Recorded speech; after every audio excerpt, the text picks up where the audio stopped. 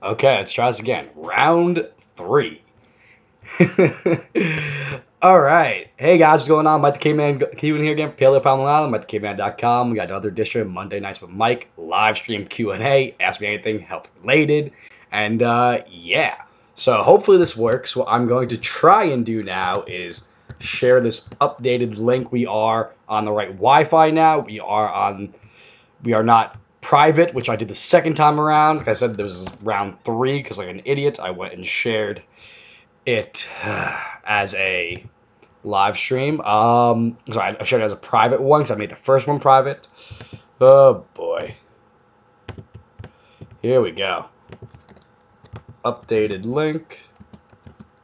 Just gonna share this on Facebook real quick. Oh boy, oh boy. Yeah. So, how's everybody doing after all the nonsense that I just put you all through? And that was pain. So hopefully we are back now. And as I said, we're going to be discussing North Korea tonight. I'm kidding. That's a terrible idea. We're not going to, in fact, be doing that at all. What we are going to be doing, however, is we're going to be talking about a number of different things. Obviously, anything that you guys want to talk about. We're going to be talking about, oh, come on, live stream help. No, no, no, no. Don't tell me that. I'm freezing again. Why am I freezing? Ugh. Ugh. Why am I freezing? Why am I lagging? I'm going to have to look into this again later, guys. In the meantime, I'm going to try and push through, I guess, and I don't even know. Hold on. Stream output. Let me see. 3,000. Apply. Let's see if that works. Bitrate, CBR. Let's see if that works at all. Maybe it does, maybe it doesn't. I don't know. So I had some ideas planned for tonight, and I had some good ideas, things we're going to try out. Video output too low. Ugh. I don't even know. So, hey, what's up? ACT Fitness, yeah. Freezing over here. Having some major problems with this. What's up, guys? This is just a pain. I just can't right now. I cannot win right now. I wish I knew how to make this work here. Let me go back to the original settings. Reset all the damn settings. That's why I get playing around with this crap. Apparently my computer is not ready to handle all of this nonsense. You can hear you but can't see me. You're gonna pretend like it's a podcast. Awesome. That's what I like to hear. You're gonna pretend it's a podcast. I like that. Let's see. Properties. Resolution. So you should, again, I'm seeing it here. Auto detect, flip vertically, HD webcam. Oh boy.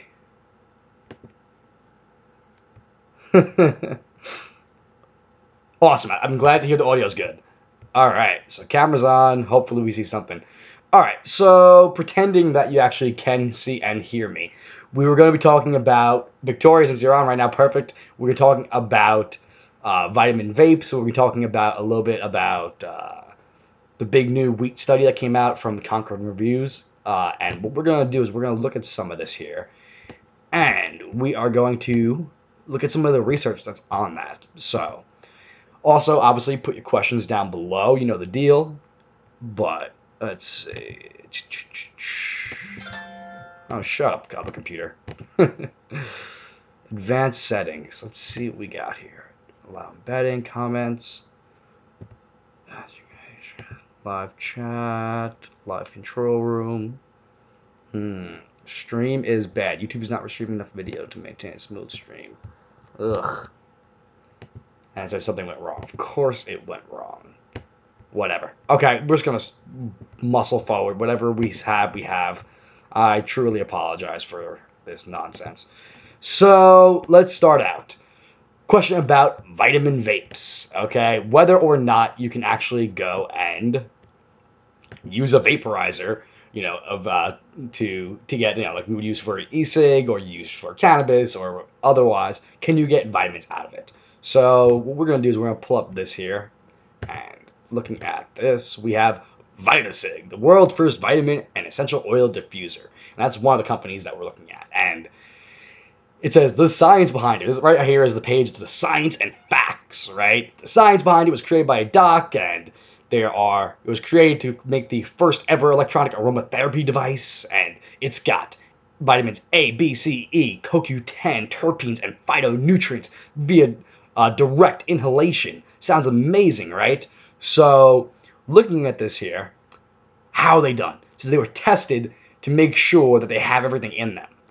And if you look through there, what makes them special? Well, they have standard flavor varieties, and they go and have the essential oils, the extracts. Okay, sounds interesting.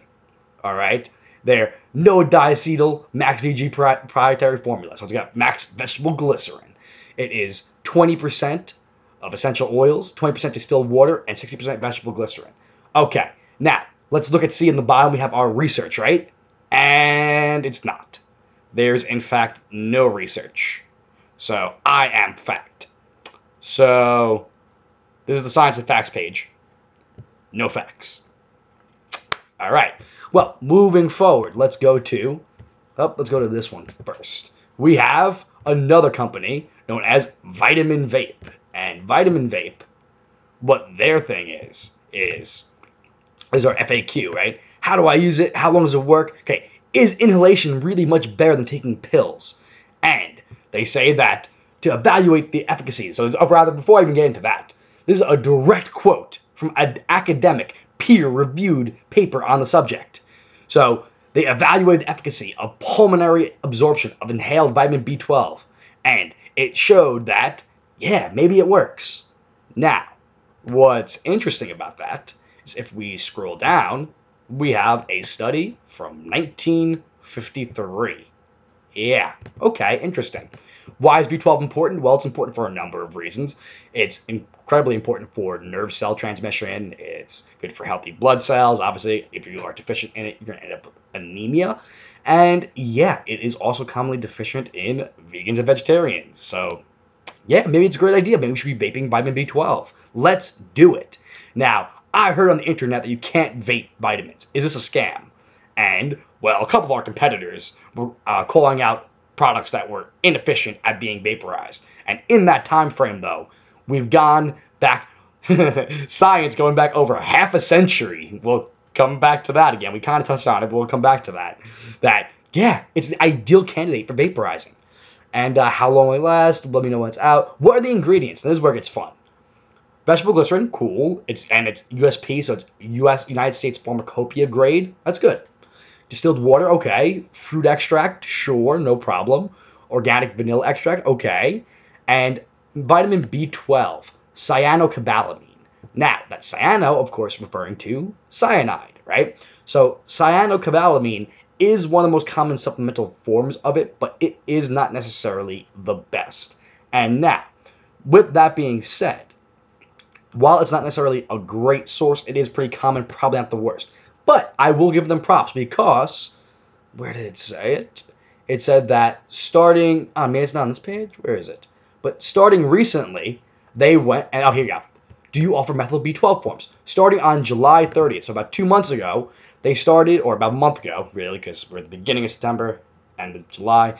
Yeah, so about a month ago, they started with a methylated batch of vitamin B12. So quick side note on that. If you do want to have vitamin B12, if you want to supplement with it, you are going to want to go with a methylated form. Methylcobalamin is going to be your best bet. So I will give them props for that.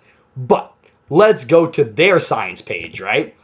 So the academic literature on vitamin B12 inhalation.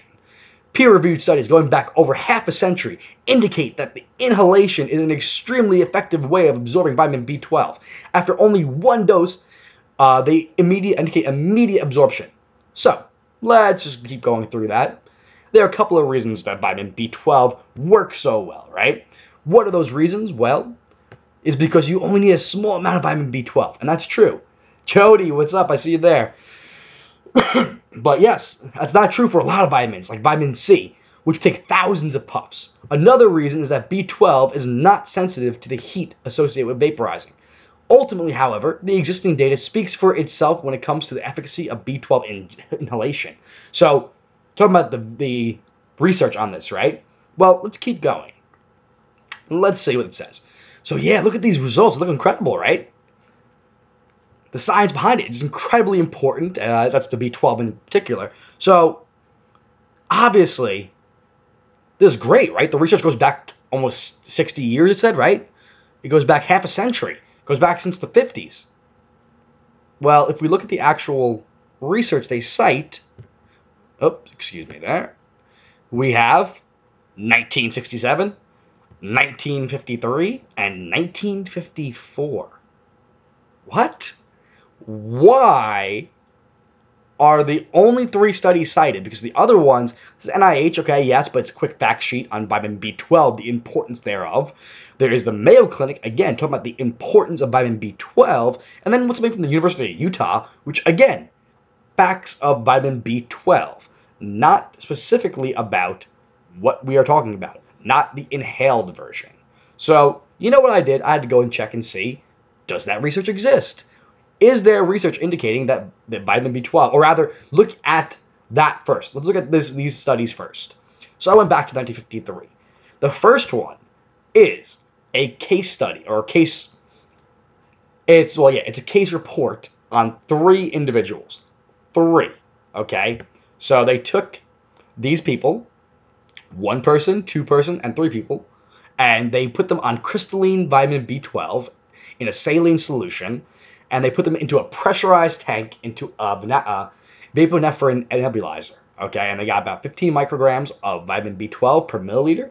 So the dose was about the same that you'd get from parental administration. Okay, so it's self-administered by means of a hand atomizer. Crazy to think that there was atomizing, vaporizing technology available back in the 50s, but that's pretty cool. So in the third case, the person got 1,000 micrograms in a 1 cc along with lactose powder, which, anyway, it was administered as a dust. So of this now, only 2 were vaporized, and the third was in a lactose powder and in a dust. They inhaled dust. Yeah. That right there is the solid evidence. So, exactly, no recent studies. But moving forward on that, we have case 1. We have this guy. He is FZ, who is a white male at age 56. And we have there, he had weakness, anorexia, and exertional dyspepsia, apnea. And we have on physical examination, he was lemon yellow, so he probably had some jaundice going on too, on top of the anemia, but, and etc., etc., etc., blood smear. I mean, we don't really need to go through all of that there, but bear with me here. We have our B12 aerosol treatment in pernicious anemia, and looking at this, basically, at the end of it, he had marked symptom improvement, and therapy was continued at 15 micrograms again for 3 times a week for under a month. So, yeah, this guy had a little bit of success at 15 micrograms a day. Now, going back to them, to the vitamin vape, they didn't necessarily say how much there was in there, so that was kind of weird.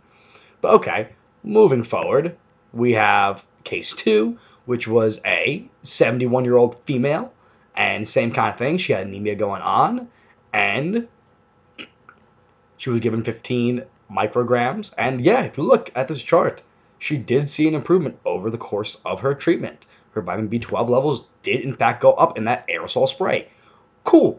So she had some benefit. And if we go to her results, patient was discharged to her home after 8 days, with instructions to take 5 deep aspirations of vitamin B12, and after which point she had revealed a drop in her megaloblast, 2.4, but again, okay. So the suitability of B12 inhalation therapy requires some amplification. Yeah, sorry. Let's be very clear on this here. The suitability of vitamin B12 inhalation therapy requires some amplification. Few drugs being used in inhalation therapy meet the exact requirements of lack of toxicity. However, to date, which again, 1953, there have been no objective or subjective evidence of toxicity. Cool, so it's not necessarily causing damage to the lungs. Now, regarding additional oral therapy, there's no question but that B12 inhalation involves some degree of oral therapy. So again, let's read that again. there is no question but that B12 inhalation therapy involves, additionally, some degree of oral therapy, including sublingual and gastrointestinal routes. So meaning you eat it or the liquid under the tongue. So, in and of itself, vitamin B12, from a study that is 64 years old, that's one of their go-to studies, saying that you need both too. That you're going to take the inhalation, but you're going to need the other ones as well. Awesome. Shoshana, glad to see you made it. I like to hear it. All right. So right now we're talking about vitamin vapes. And we're talking about how the research on it is literally about 65 years old, which is kind of cool that there's research that old, but the fact that it is that old is like, really? Okay. And this one right here. Sorry, I'm going to expand this. I can't expand that way. Sorry, guys. Can I minimize this? Because unfortunately, this particular study, this one's from 1967. Really? You're going to really just take up the whole screen like that? It's like that, huh? So, unfortunately, I can only get a preview because it's behind the paywall even for me. And what I did, though, is I did put in a interlibrary loan request because I kind of want to see this study myself. But let's see. No. All right. But long and the short of it is we have vitamin B absorption. Hold on. Let me see if I can open. If I can expand this here.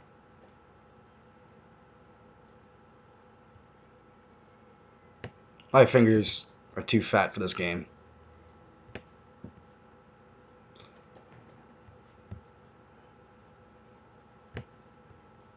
There we go. Let's see. That's a little better. What I'm going to do is I'm actually going to move... Nope, not that. Nah, screw it. Whatever. You get the idea. So, we have this here.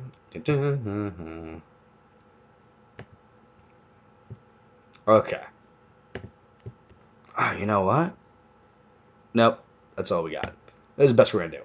So, vitamin B12 is absorbed physiologically by the cells of the ileal mucosa when combined with gastric intrinsic factor, meaning that you need the intrinsic factor in order to be able to absorb vitamin B12. However, absorption can occur in the absence of it when large unphysiological doses are given either by rectal implantation, have fun with that one, and or by oral administration. Now, they also reported that from the previous one, the one we looked at before, the 1954 study, that you are able to get, in a case report, the ability to get rid of pernicious anemia by way of either intranasally or through absorption through the lungs. Now, we have here by means of an aerosol spray, by means of a medihaler, which allows vitamin B12 to be inhaled into the lung alveoli. So the absorption of vitamin B12 by this route has therefore been studied in normal subjects, patients with pulmonary diffusion defects, and vitamin B deficiency. And unfortunately on this one, we can't go much further because, like I said, it's behind a paywall. However, from what we can see, it examined 18 patients with pernicious anemia and 3 patients with vitamin B deficiency following partial gastrectomy, meaning there are 21 people in the study. Now, this is a period, 1967. If we go back to their page and we look at the available research, and what do we see? Hold on. What do we see when we look at this bad boy here?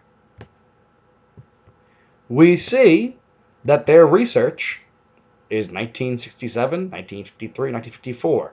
We just looked at 2 of them. We looked at Monto and Rebuck, and we looked at Shinton and Singh. Where's the rest of it? We didn't look at Monto. We looked at Smith, Monto, and Rebuck. Excuse me, 1953. So we looked at the 53 study, and we looked at the 67 study. Where is the rest of this research? So, where's the rest of it since then? Okay? Now, there interestingly has been some research more recently on vitamin A supplementation. and vitamin A and D. So in India, back in 2015, they proposed, they didn't actually study it yet, but they proposed that the combination of vitamins A and D could be beneficial in prevention of tuberculosis. And if we look there, the idea is that it is able to do it without it's able to do so without major toxicity, because a major problem is that, well, also because vitamin A and vitamin D are antimicrobial, they were concerned about potential evolutions. So the idea is that be able to do it where they can prevent mutations in the tuberculosis and improve resistance, so improve toxicity profile. So vitamin A and vitamin D in excess can be particularly toxic. It's not a good thing. That's why you don't want to go around and eating polar bear liver. Polar bear liver has something like 2,300% of the vitamin D, or 23,000. Hold on, we're gonna find this out because now I'm interested. Polar bear liver vitamin A. Let's find out because now I'm interested.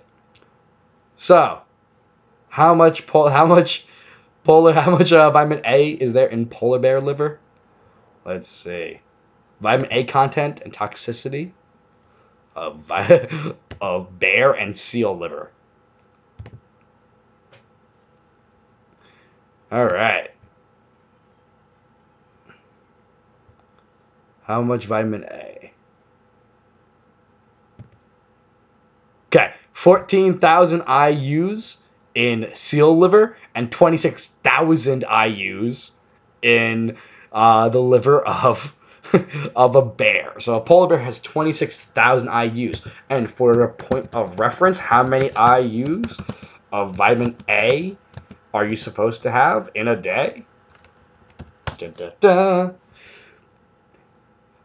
For adults, we are looking at 3,000 IUs. That's the DRI, or rather the dietary allowance. The most you're going to want to have in a day is about 3,000. Polar bear liver has 26,000. So what, about 8.5 times. That's where that 20-something number came from. So don't go eating polar bear liver is the key on this one. But going back to this here, we have our vitamin A. Point is that it could be toxic. Don't want to do it in super high doses. But these people have hypothesized that vitamin A could potentially be beneficial along with vitamin D in the form of an inhalation. However, concluding remarks. Let's get to this.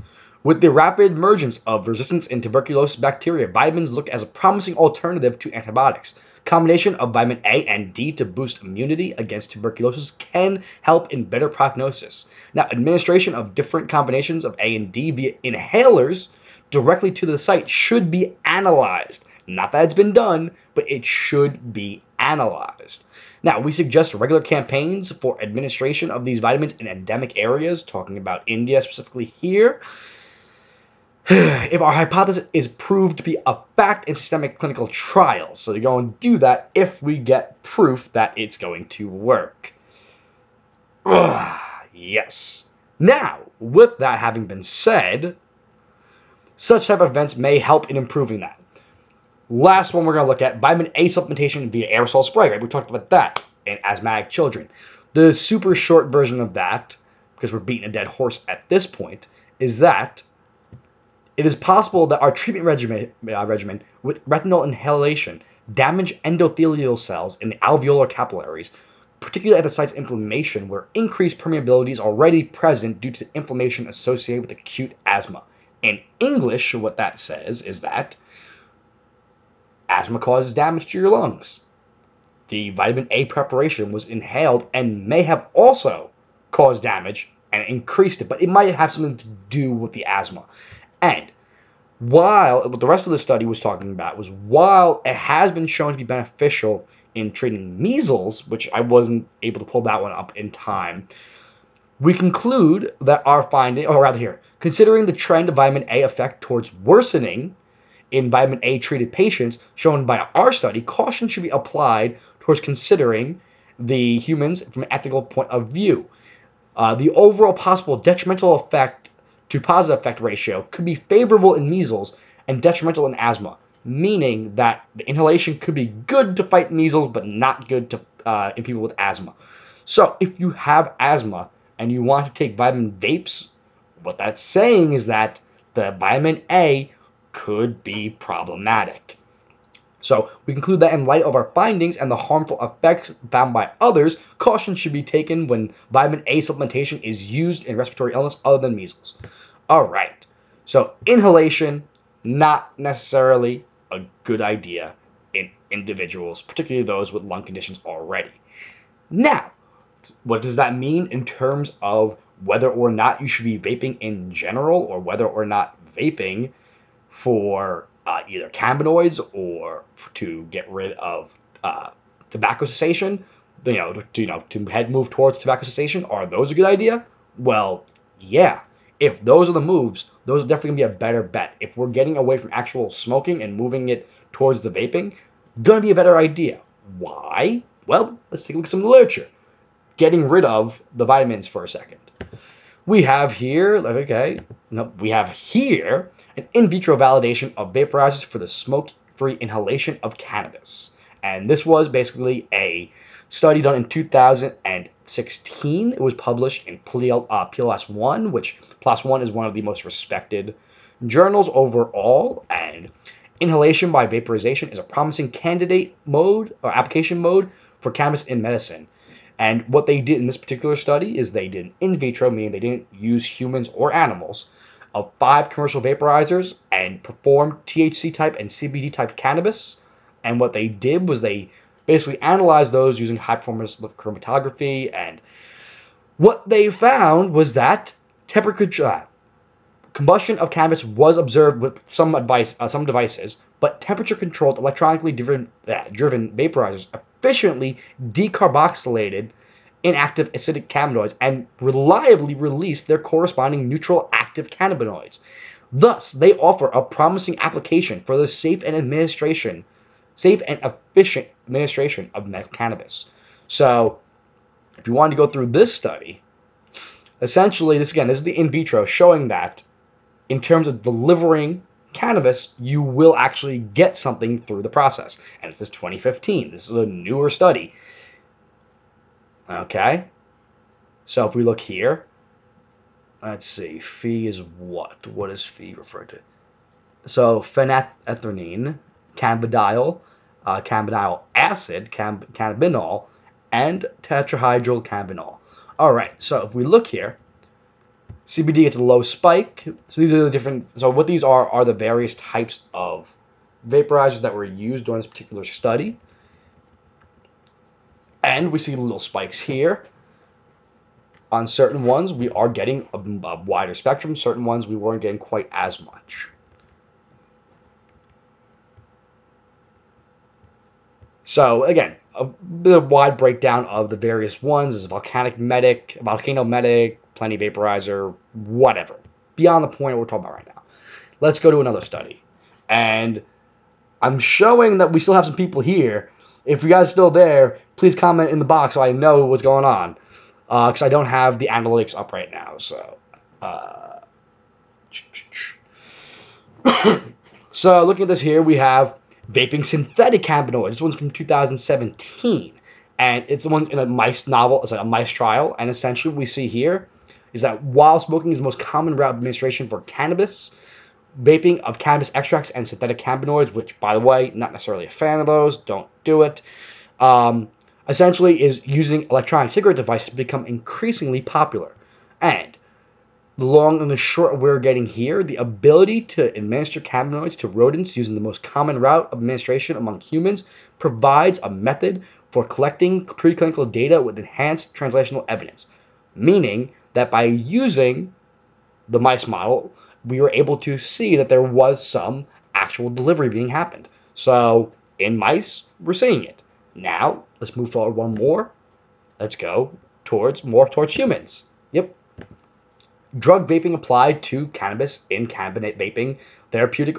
Is cannabivaping a therapeutic alternative to marijuana? Thank you, Tori. All right, for letting me know you're here. All right. Therapeutic cannabis administration is increasingly used in Western countries due to its positive role in several pathologies. Dronabinol and tetrahydrocannabinol pills, as well as ethanolic cannabis tinctures, oral mucosal sprays, or table vaporizing devices, are available, but other cannabinoids can be used as well. So, long and the short, we're moving forward here. What we're showing is that the electronic device marketed for therapeutic cannabis vaping should be carefully designed to minimize potential overheating and contaminant generation.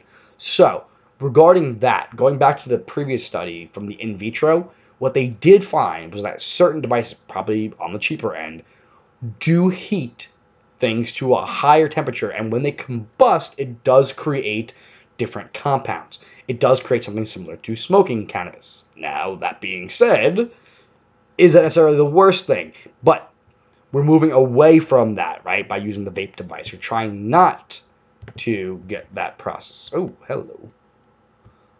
Why are you on that side of the screen, guys? What I'm going to do... There we go. That's a little better.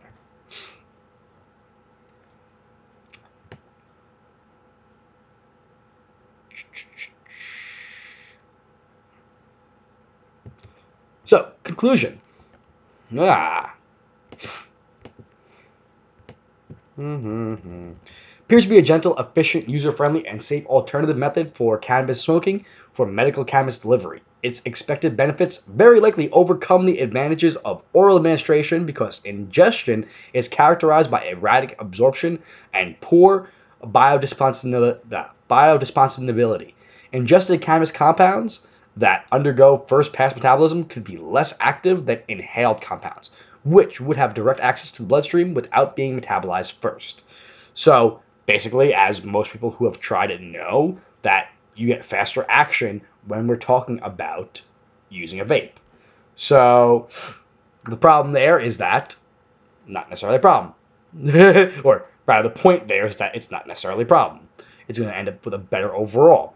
Now, moving forward from that, an actual study, a randomized controlled trial, or rather at least a controlled trial, using a cannabis vaporizer administration. This is in clinical chemistry back in 2015.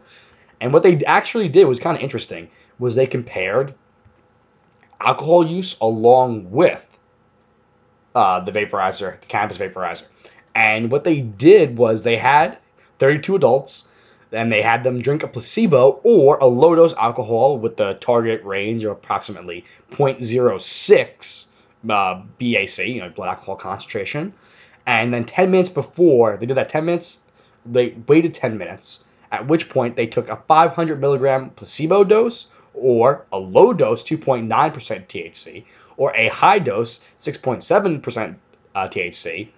And within that, what they did is they measured their THC levels later on.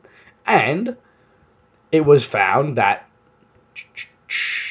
vaporization is an effective delivery, or rather, let's go through the results first. 19 participants of the 32 completed all sessions. The maximum blood alcohol concentration, the blood THC concentrations were 32.7 and 42.2 nanograms per liter in the low and high THC doses respectively, and 2.8 and 5.0 in those without alcohol. So it is all without alcohol. In the low dose, there were values of 35.2 and 3.7 and 6.0 after the alcohol consumption. So significantly higher than without alcohol. With the THC detection cutoff of greater than 1 nanogram per liter to a range of, with a THC detection cutoff of 1 nanogram per liter, there was greater than 16.7% of the population remained positive over 8 hours after the dose, whereas 21% were at a positive cutoff 2.5 hours. What that means essentially that they waited 2.3 hours and less than 20% still had THC in their system or were active at a high enough dose at the measured amount they're talking about, whereas roughly 17%, a little greater than 17%, had still had that level after 8 hours. Now, basically what they're saying is that it is a way of getting your THC levels to get up over a certain amount of time. Now, vaporization is an effective THC delivery route. The significantly higher blood THC and 11 11 alcohol THC, so 11 OH THC values with alcohol possibly explain increased performance impairment observed from cannabis and alcohol combinations. Chosen driving-related THC cutoffs should be carefully considered to reflect performance impairment windows. Our results help to facilitate forensic interpretation and inform the debate on drugged driving legislation. So essentially what this one was going with was the combination of alcohol and THC at the same time, and what they did was compare how high your alcohol level went and how high your THC levels were, and they were still around for a longer time, and alcohol caused to last for a long time. So the short version of that end is that probably, as much as you shouldn't drink and drive, if you start adding weed into the mix, definitely a bad idea. The point of right here, though, is that this was a study which did use and show that things can get into your system through vaporizing. Yes, they can. Can vitamins? That gets a little squirrelier. Most of the research is super old. The actual trials that have been done. So, can you consume too much vitamin vape pens? And the answer to that, Tor, probably not. There's probably not too much going on in terms of vitamin vapes, honestly. Like, the amount that's in there, probably not getting through. And if it is, it should probably be supplemented along with it. It should be getting something else in. The odds of you overdosing on a vitamin vape, probably pretty low. The odds that you should use a vitamin vape, also probably pretty low. Really probably wouldn't recommend it. Now, last part on that, and this goes back to kind of the same touch on, is it a good idea to be using vapes over smoking, whether it be cigarette and or cannabis? The answer is yes. However, if you were to use both, what's interesting is, in this study, it was one that was published back in March in the Annals of Internal Medicine, which is another pretty high impact factor study. It's showing that using either e-cigarettes or NRT, nicotine replacement therapy. Now, again, this is going back to just a traditional e-cigarette. Use may roughly obtain similar levels of nicotine compared with smokers of combustible cigarettes, but results varied. However, long-term NRT, so nicotine replacement therapy, or e-cigarette only use, but not the use of both, so not still smoking while doing that, is associated with substantially reduced levels of measured carcinogens and toxins relative to smoking only combustible cigarettes.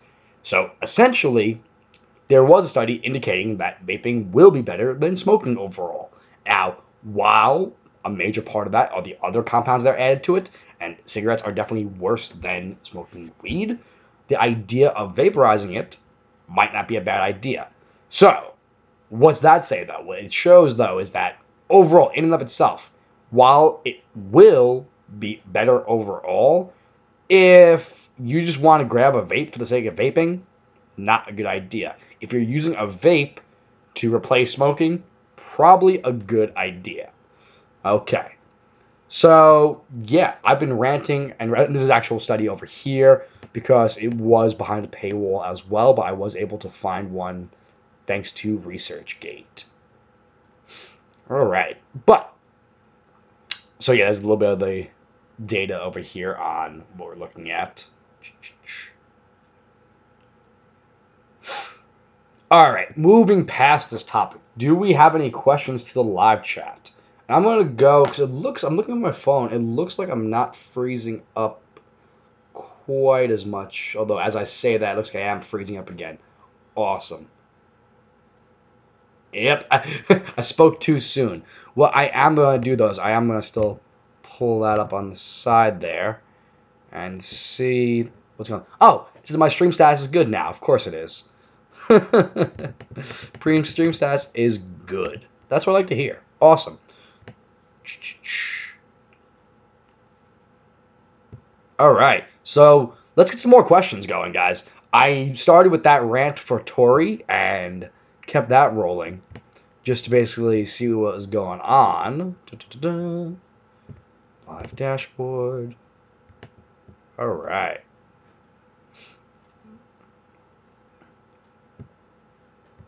Cool. All right, so let me just go back to this for a second and see how terrible I look right here. So, yeah, questions and comments, guys. Otherwise, I do have another topic that I want to cover real quick. What we are going to be talking about otherwise will be a recent study published in the Cochrane Reviews. It was released on August 24th, and let's see, I'm looking at, actually, I'm up to where I switched over now, so bear with me for a second.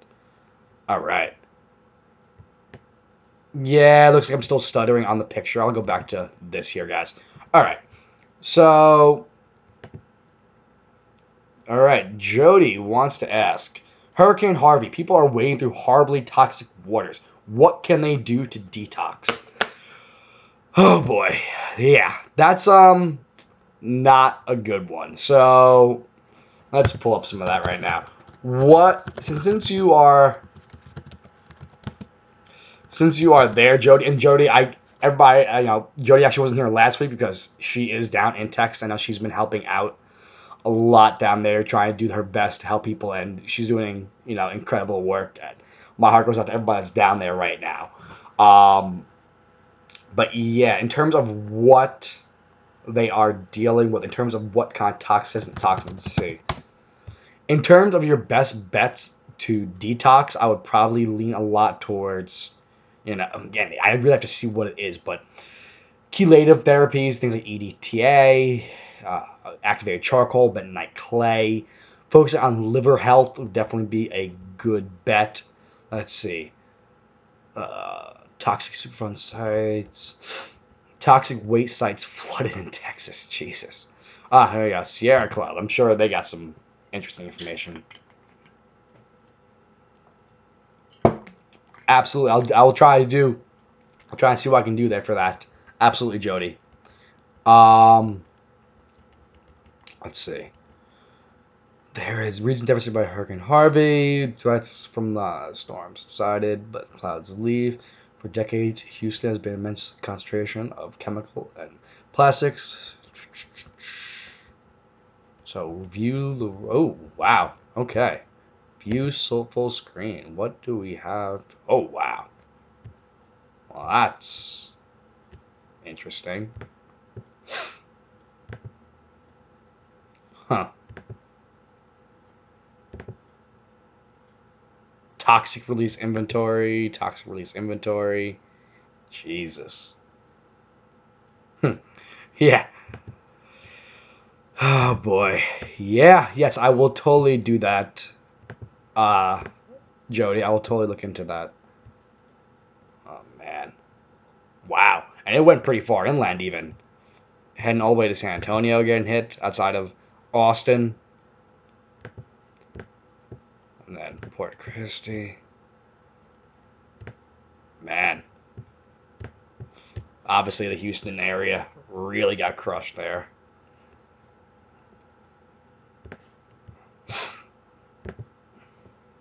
Yeah, I'd have to look more into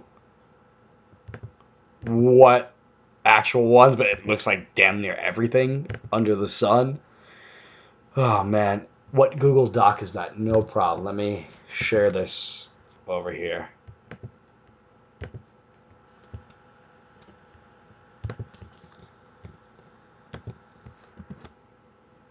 Whoa, that's a lot of letters and numbers.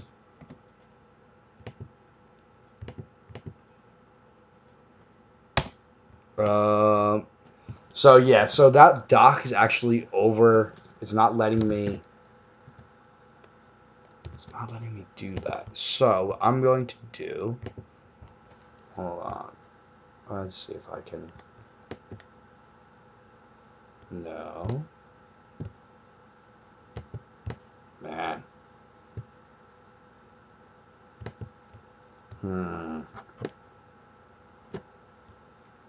So what I may just do is this here. You can get that through the full screen. Live dashboard.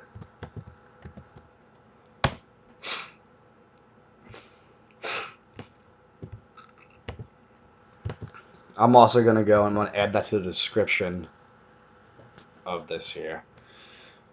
Of the video. Oh boy. Stream is bad. Oh, my health went down again. Well, that's unfortunate. Stream health, video output is low. Yeah, I heard the story already.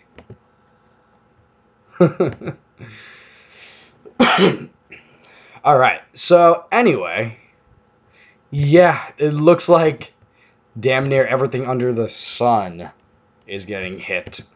In terms of how to detox,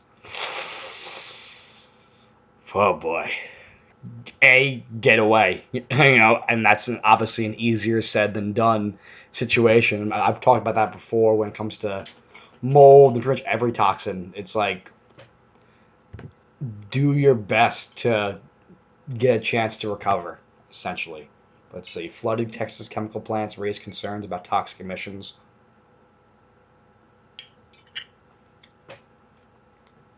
There's an NPR article. City of Houston is home to around 450 petrochemical plants, making one of the biggest oil refining hubs in the world. Ugh.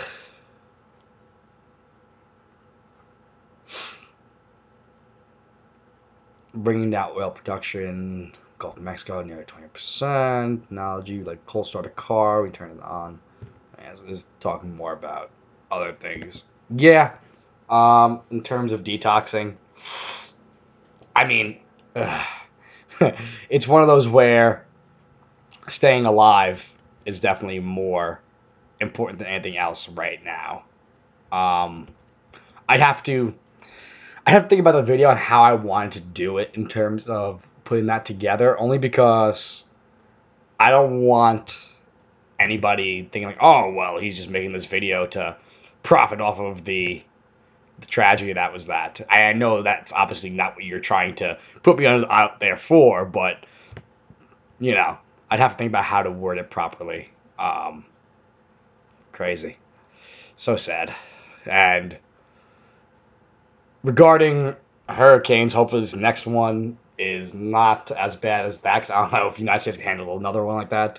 It's already bad enough over there. But, yeah. On a lighter topic, though, whole grain cereals for the primary or secondary prevention of cardiovascular disease. Now, regarding that, you go and you buy a box of Cheerios and oats, and it's approved by the American Heart Association. It's heart healthy. So, what's this one saying now? This one was, again, published August 24th by the Cochrane Database of Systematic Reviews, and Cochrane is widely regarded as like the best reviewer.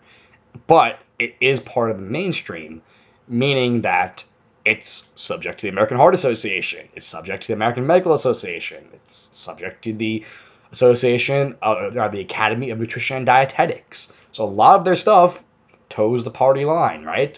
Well, this gets interesting. There's evidence from observational studies that whole grains can have a beneficial effect on the risk of cardiovascular disease. And that's true. There are quite a few studies, and that's why it's recommended coming from observational studies, epidemiological studies, which, I have problems with. Earlier versions of this review found mainly short-term intervention studies. There are now longer-term randomized controlled trials available. And this is an update and expansion on the original review conducted in 2007. And the aim of this was to assess the effect of whole grain foods or diets on total mortality, cardiovascular events, cardiovascular risk factors in healthy people or in people with established cardiovascular disease or related risk factors using eligible randomized controlled trials.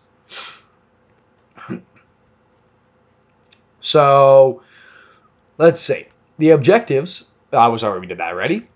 Their search methods, they went through Central and Cochrane Library. They went through Medline, which is PubMed. They went through Embase, CIN, AHL+, which, again, these are all databases, as well as clinicaltrials.gov on July 5th, 2017. And then the World Health Organization International Clinical Trials Registry on July 6th of 2017. So, again, this is brand new research.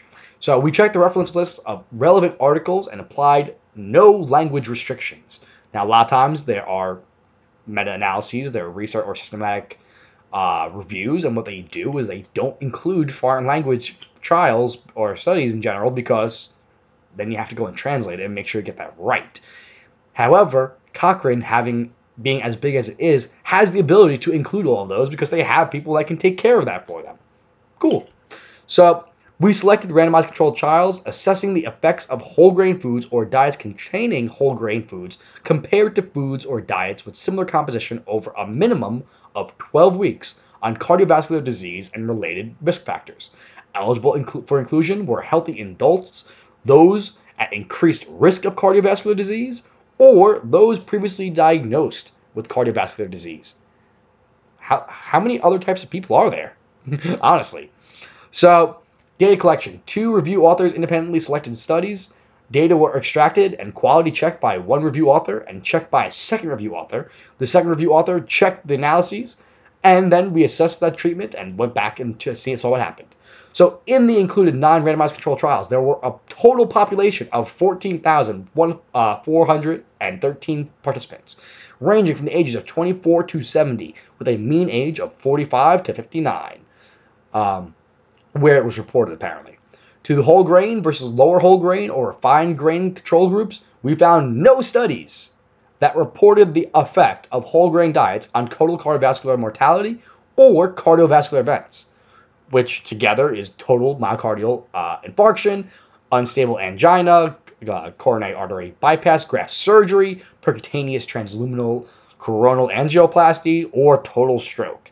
Now, all included studies reported the effect of whole grain diets on risk factors for cardiovascular disease, including blood lipids and blood pressure, and all studies were in primary prevention populations and had unclear or high risk of bias. Interesting. They were all in primary prevention populations and had an unclear or high risk of bias. And no studies had an intervention duration of longer than 16 weeks. Overall, however, we found no difference between whole grain and control groups for cholesterol. There was a mean difference of 0.07, with a confidence interval of negative 0.07 to 0.21. 6 studies, 7 comparisons, with 722 participants in low-quality evidence, assessed the overall quality of available evidence on cholesterol as low, but the 4 studies were funded by independent national and international funding bodies, while the remaining studies reported funding or partial funding by organizations with commercial interest in cereals. Let's repeat that again. 4 studies were funded by independent national and governing bodies, while the remaining studies, the other 5, were reported funding or partial funding by organizations with commercial interests in cereals. Awesome. So, authors' conclusions. There is insufficient evidence from randomized controlled trials of an effect on whole grains on diet. Round 2. There's insufficient evidence from randomized controlled trials of an effect of whole grains diets on cardiovascular outcomes or on major cardiovascular risk factors, such as blood lipids and blood pressure. Trials were at unclear or high risk of bias with relatively small sample size and relatively short-term interventions, and the overall quality of the evidence was low. There is a need for well-designed, adequately powered, randomized controlled trials with longer durations, assessing cardiovascular events as well as their risk factors.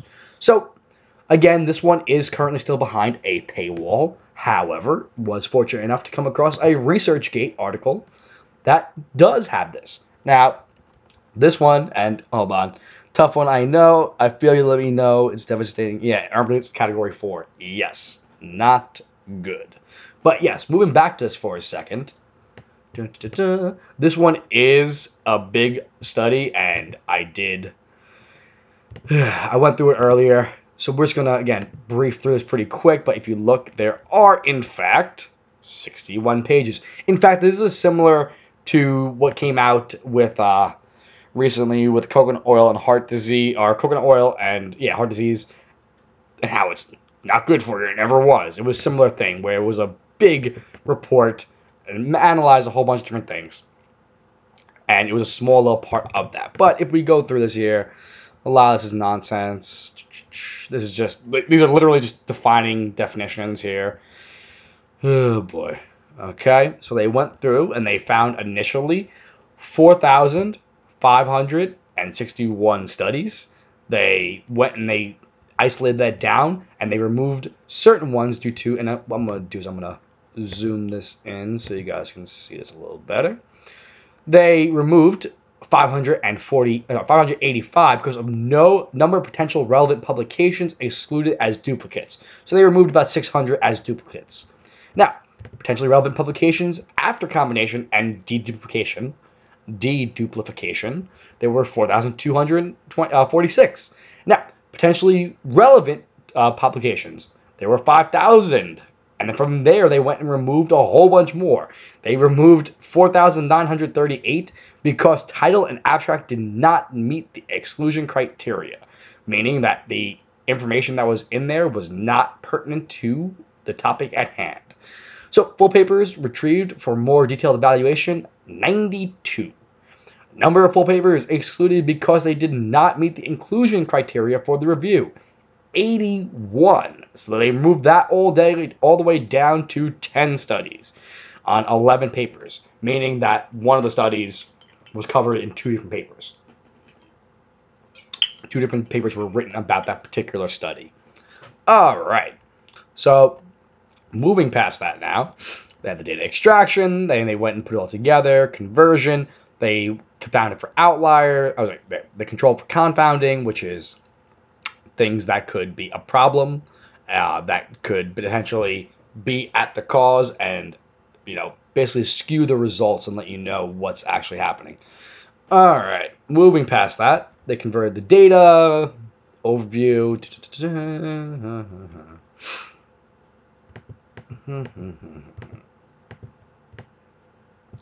So, oats and rye.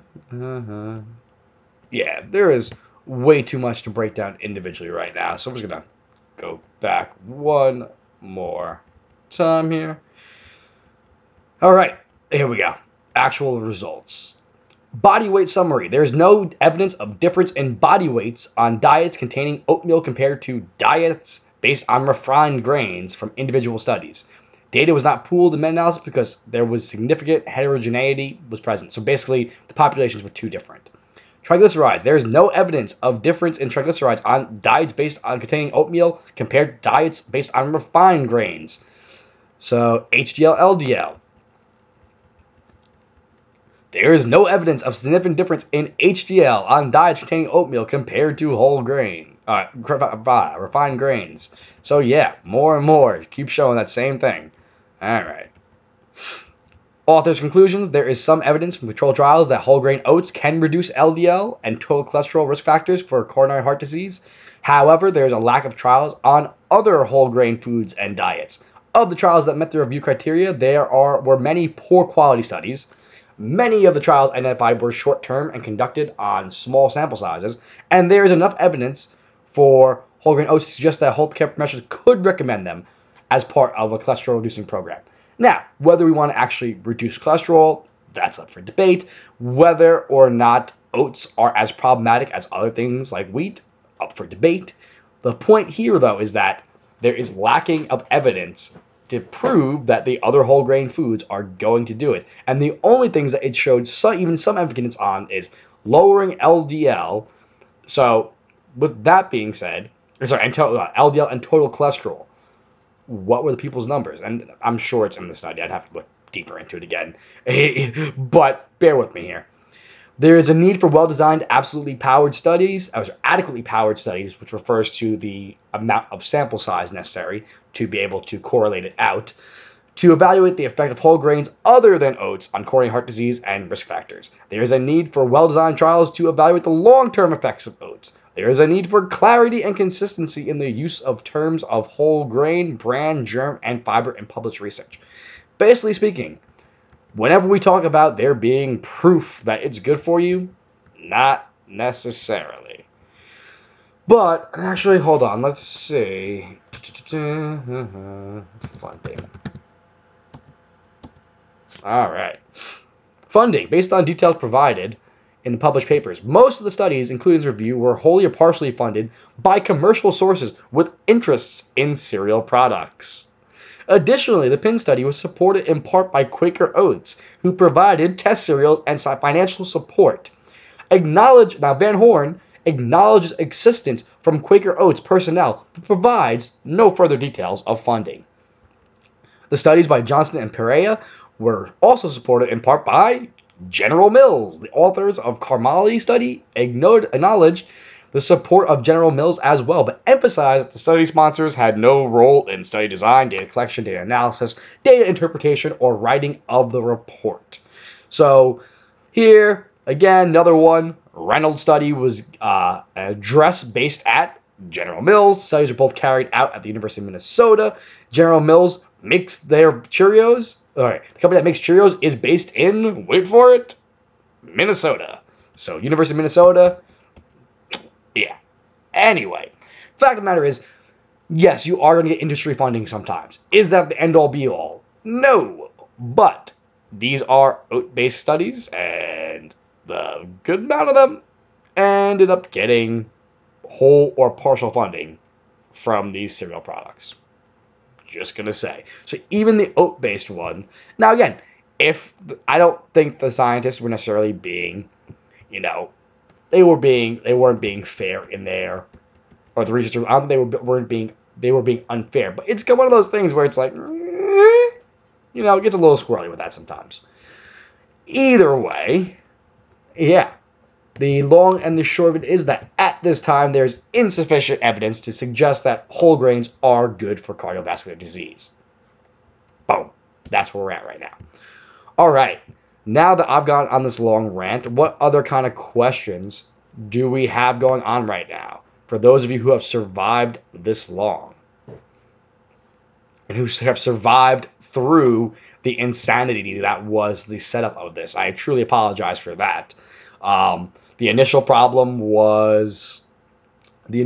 had to do with the Wi-Fi, and now here's something about the way the video is coming through. So I was getting these notifications with the stream saying that I was having issues with the output. So I'm gonna have to look. Oh, here we go.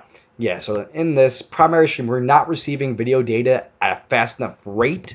So I don't know if that's the Wi-Fi.